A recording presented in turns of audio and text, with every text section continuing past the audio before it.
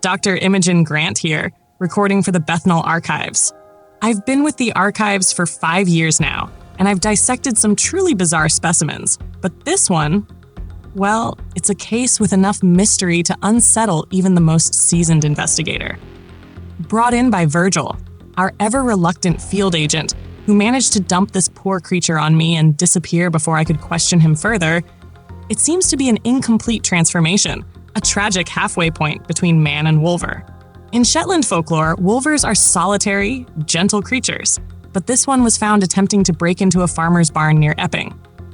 Before it was dragged here in a body bag, a member of the Specialist Branch's police priest unit confirmed the creature had been shot multiple times by the farmer with regular buckshot, a detail that, given its half-transformed state, may have actually been its undoing. If it had completed its shift, it would likely have required silver to be subdued, as with most of its genus. But here we are with something neither man nor beast, half vulnerable and wholly pitiful.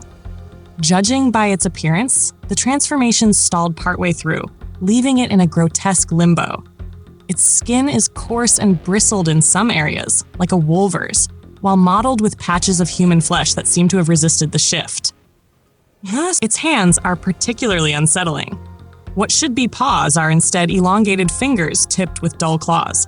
The musculature is partly animal, but the ligaments and tendons resemble those of a human. It's as though every fiber of its being was caught in a tug-of-war between two species, and the strain proved too great. There's an unmistakable tragedy in that, don't you think? A creature torn between instincts it couldn't reconcile. Then there's the matter of how it died. As I mentioned, the farmer reported using standard buckshot. No silver, no enchanted rounds, none of the specialized ammunition usually necessary to bring down creatures of this nature. A completed Wulver would have likely shrugged off the shots, regenerating almost instantly unless silver was involved. But this one was vulnerable, caught in a state that made it unfinished. The transformation, by halting halfway, seems to have stripped it of the resilience its kind is known for. An irony, isn't it? If it had simply finished, it might still be alive, though I suppose the consequences for that farmer and his barn might have been far more severe. Let's continue with the examination.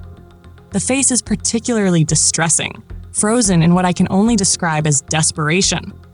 The muzzle is only half-formed, with a jaw that seems caught in mid-shift, the canines elongated but uneven, as if the creature's body simply gave up.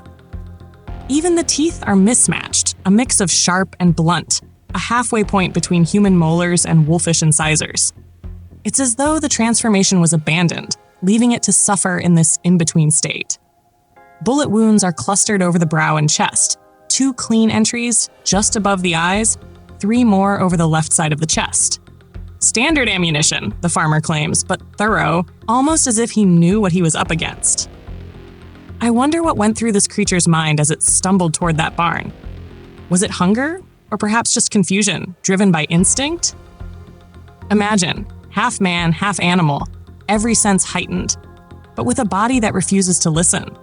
It's not hard to picture it pacing in front of the barn door, the light spilling out and confusing its mind further. Perhaps it wasn't attacking at all, just reaching out in confusion, some forgotten memory of shelter or warmth, leading it to the only illuminated place in the dark. There's a tragedy in that, as if its struggle was never about violence, but simply finding a place to rest. Turning to the internal organs now. The lungs are shredded, likely from the chest shots. The heart shows a puncture in the left ventricle with a bullet embedded deep in the muscle. No sign of rapid healing whatsoever, which is unexpected for its species. True Wulvers are resilient, known for their capacity to regenerate. Yet here, there's nothing. It was simply bleeding out like any ordinary creature, which reinforces the idea that its half-state rendered it helpless. In a way, it was betrayed by its own nature, unable to access the very powers that would typically define it. Examining the spine, I see further signs of this arrested development. The vertebrae show an unusual fusion in some places, as if the body was attempting to extend, only to be held back. It's like an attempt to elongate that simply stopped. The spine itself is a testament to the violence of this transformation gone awry. Every fused joint is evidence of strain, tension, a body at war with itself. It's unsettling, truly, to witness such a biological contradiction laid bare. And then there's Virgil, gruff, dismissive, the type to roll his eyes when I asked him for the details he was, no doubt, capable of providing. He didn't stick around, of course, dropped off this tragic thing as if it were an inconvenient parcel, then muttered something about, "You'll handle it," before slipping away like he always does. I'd like to say it doesn't bother me, the way he offloads his cases without a second thought, but it does. It bothers me more than it should. He's a mystery in himself, infuriatingly indifferent, and yet there's a part of me that keeps hoping he'll show some sort of engagement, but that's neither here nor there. Now the teeth. Most of the molars are intact, but the canines are a different story. They're longer, sharper, almost like a wolf's, but uneven. The gum line is receding in some places, as if it didn't have the resources to finish growing. And the tongue is, well, it's split. One side is broad and fleshy, and the other is nearly skeletal, lined with serrated edges, almost like a predator's barbed tongue. It's a fascinating, if not disturbing, reminder of just how incomplete this creature was. Given the state of decomposition and the circumstances surrounding its death, I'd estimate it died no more than 12 hours before Virgil brought it in. The farmer did his job well, though I doubt he realizes the significance of what he shot down. Normally, I'd assign it a classification and send it to storage. But given the complexity, and frankly the heartbreak of this case, I think I'll write up a full report and send it to Felix instead.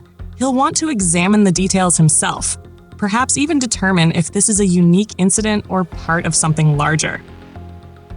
There's an eerie weight to this creature, as if it carries within it the echoes of an ancient mistake, one that nature never intended.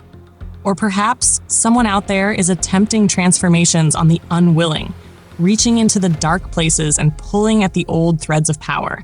And if so, perhaps there are more of these creatures waiting, some that might not be as vulnerable, some that may complete the shift fully. A troubling thought, but one worth investigating further.